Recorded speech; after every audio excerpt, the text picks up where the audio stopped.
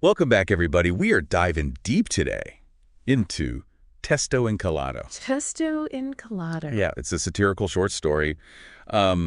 Takes place on Christmas Eve, Okay. but it's set in a very unusual location. We're talking Donald Trump's living room. Interesting. But it gets even more interesting because we've also got God Okay. and the late, great comedian George Carlin as like unseen observers watching the whole thing play out. Well, the setting itself, Christmas Eve, usually you think of warmth and family and reflection. Right. But putting all of that in the context of Trump's living room with all the baggage that comes with that, Yeah. that's a very deliberate choice by the author, wouldn't you say? Definitely provocative. No. So, okay, let's set the scene. It's Christmas Eve, fire's crackling. Trump is telling his grandchildren stories about his political success. Okay. But his advice, Oh, it's not exactly what you'd expect, be kind, work hard, that kind of thing. right. Instead, he's telling them that his power comes from his talent for persuading people, which quickly turns into basically a lesson on how to manipulate people and exploit their secrets. Yeah.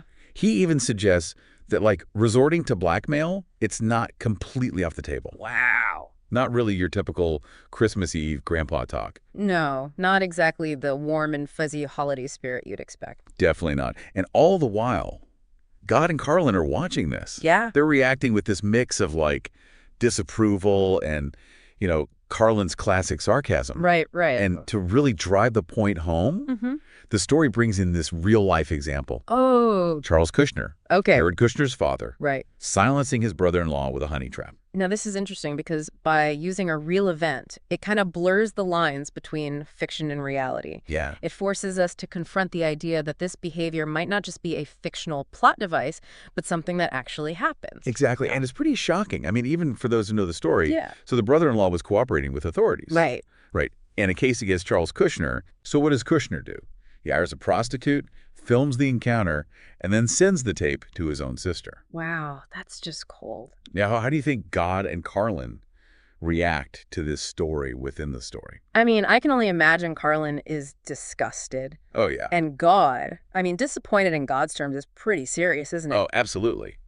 But Trump, he doesn't even flinch. Really? Totally unfazed. He even praises Kushner's tactics. That really highlights the moral disconnect the story is trying to show. For sure, it creates this stark contrast, right? Yeah. You've got God and Carlin representing, some sort of moral compass. Right. And then you have Trump, who seems to have zero concern for ethics or boundaries. It's that tension that makes satire so effective. Couldn't agree more.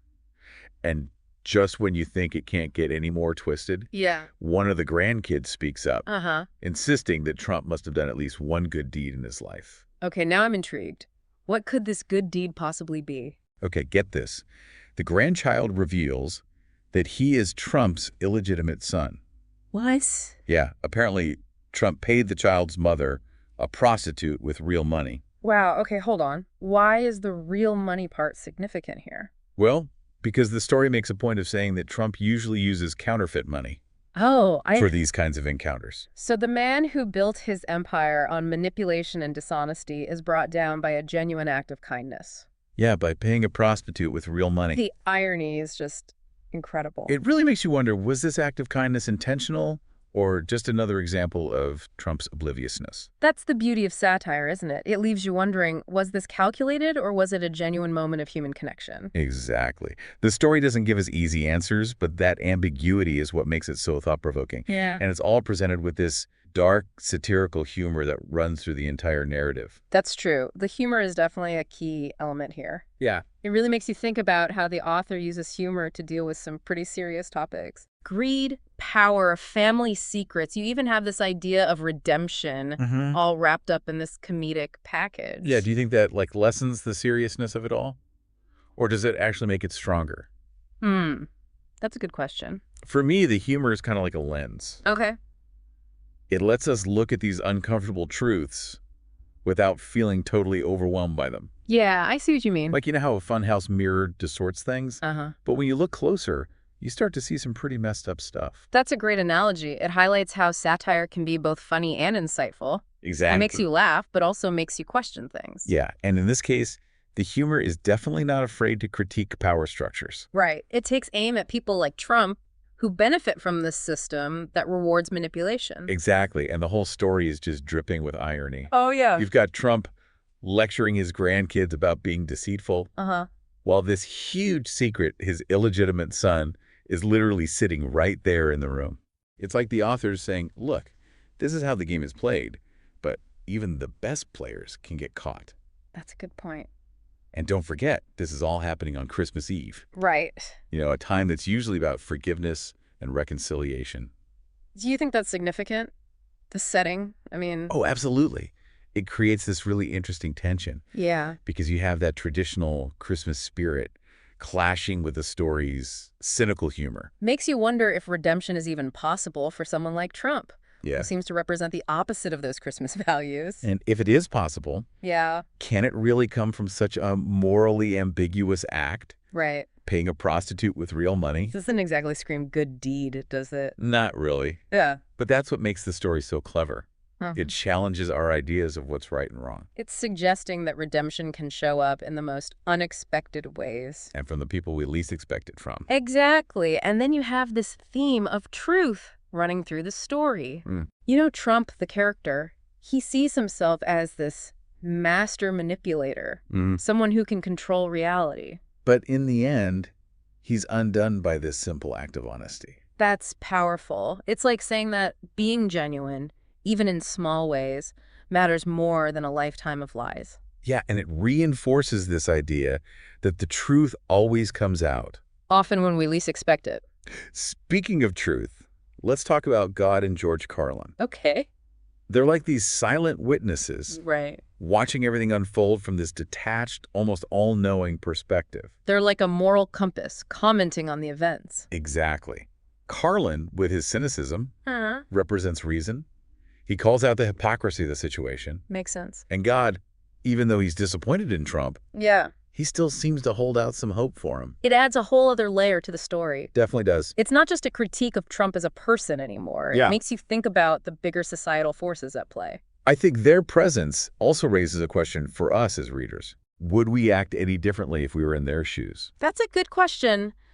It really makes you think about your own moral compass. Yeah, how would we navigate these gray areas of human behavior? And it reminds us that even the people we see as bad or evil, they're still capable of doing kind things. We might not always understand their motives, Right?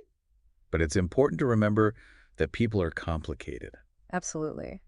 This story doesn't offer easy answers or simple judgments. It really pushes us to think deeply about power, redemption, and what it means to be human. I feel like this story is telling us that even when it seems like everything is about manipulation and self-interest, Yeah. there are still these unexpected moments of grace. Right. And even though those moments might be flawed or whatever, Yeah. they give you a little bit of hope. They Yeah. show us that people can change, even the ones we've given up on.